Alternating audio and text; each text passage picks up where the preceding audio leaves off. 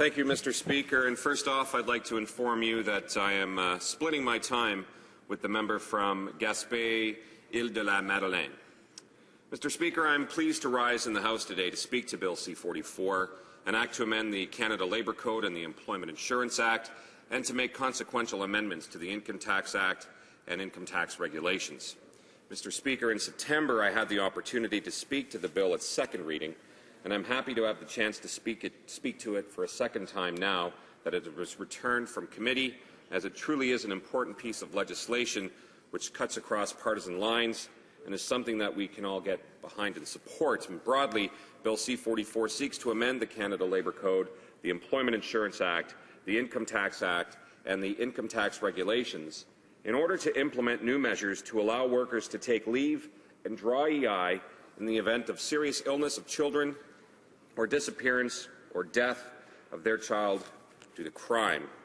Specifically, Bill C-44 makes a number of amendments to the Canada Labour Code to expand leaves of absences available to parents. For example, Mr. Speaker, it allows for the extension of maternity and parental leave by the number of weeks that a child is hospitalized during the leave. It allows for the extension of parental leave by the amount of sick leave taken during parental leave, as well as for participation in the Canadian Reserve Forces. It grants an unpaid leave of absence for up to 37 weeks for parents of critically ill children.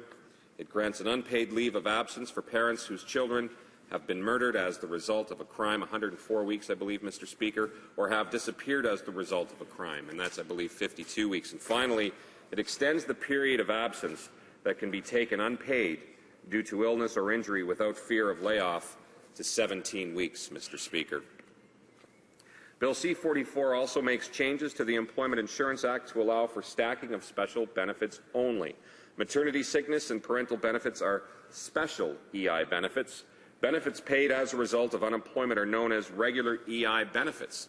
Previously, a claimant was unable to stack these benefits, meaning, Mr. Speaker, if you were collecting regular EI benefits and a circumstance arose where you would need a special benefit, you would not be able to stack your special benefit on top of your regular benefit and receive the cumulative number of weeks of EI, Mr. Speaker. The bill creates a new benefit for parents of critically ill children that is stackable with other special benefits.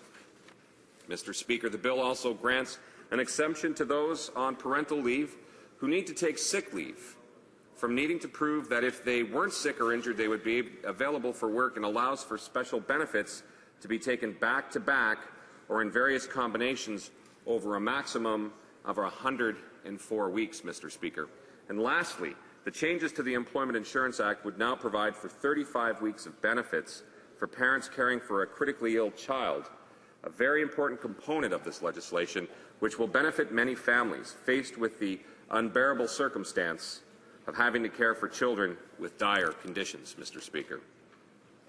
Bill C-44 also makes changes to the Income Tax Act to prepare the ground for a new grant to be paid to parents of murdered or missing children by stipulating the benefit will be considered taxable income but will also be tax deductible.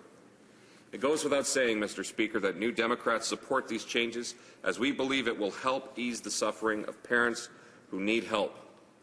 But with that being said, Mr. Speaker, New Democrats realize that this legislation is far from perfect, and that's why our caucus members moved a total of 8 amendments at the committee stage in an attempt to improve this legislation to ensure we pass the best plan possible to assist parents or custodial guardians who are placed in these traumatizing and financially difficult situations.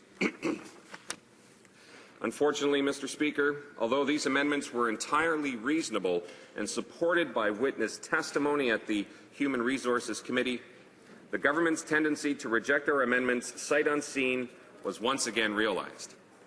One such amendment would have changed the definition of the child to include dependent children over the age of 18. The importance of this amendment was articulated succinctly by Susan O'Sullivan, the Federal Ombudsman for Victims of Crime. On October 23rd, she said, "I would just add that the Canada Labour Code, one of the things we heard from victims on this is that they definitely see it as a positive step forward, but they would offer that the category should be broadened to include, and I think it reflects your comments, first of all, eliminating the age requirement. We've just heard from Yvonne about the age of her daughter when she was murdered. There's this huge issue of whether your child is 18 or your child is 19, so eliminate the age requirement. A second amendment put forward by New Democrats sought to extend the leave for critical illness to 2 weeks after the child's death to give parents time to grieve and bury their child. According to Angela McEwen, a senior economist at the Canada Labour Congress, she quotes, "After a missing child is found, the parents have 14 days, and after a critically ill child dies, the parents have until the end of the week. I think the labour standard in Canada for grievance leave is only 3 days, so that would mean they would have an additional 3 days after that end of the week, which wouldn't even get them to the funeral, quite honestly. I think that is almost cruel."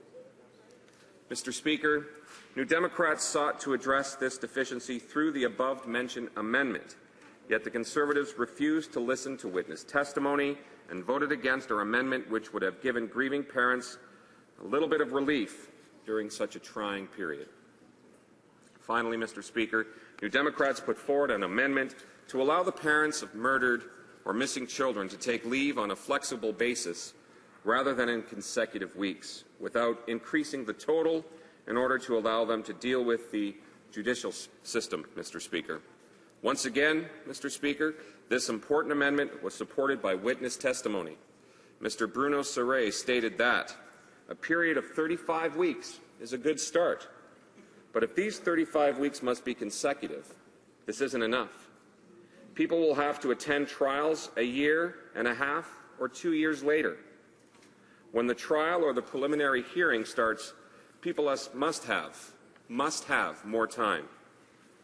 During the trial, people can't go to court and then go to work.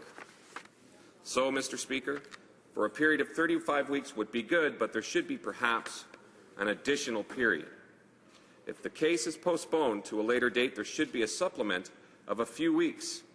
When there is a trial or a preliminary inquiry, time is absolutely needed.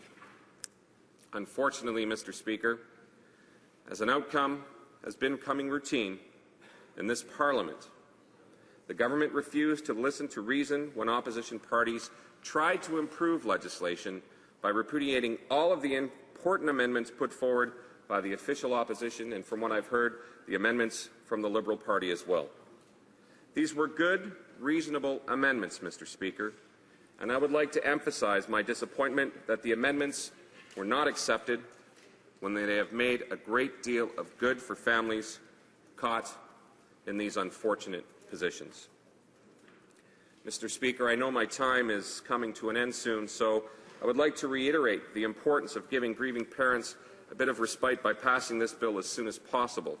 Although I'm disappointed that the Conservatives refused to work cooperatively with their counterparts at committee to improve the legislation, I know that the components of this bill will assist many families in their time of need, and I hope to see this bill passed very quickly, Mr. Speaker.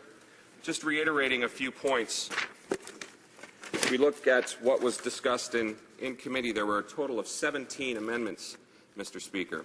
And the overview and the theme of many of these amendments was changing the definition of a child, which I spoke to earlier, also extending the leave of critical illness to 2 weeks after the child's death, benefits for critically ill children, and the last day of the week the child dies, to give parents time to grieve and to bury their children. I know, Mr. Speaker, no parent should ever have to bury their child, and I think what we're seeing in this bill is a good first step in ensuring that we can get families the support they need in these difficult times. Thank you, Mr. Speaker.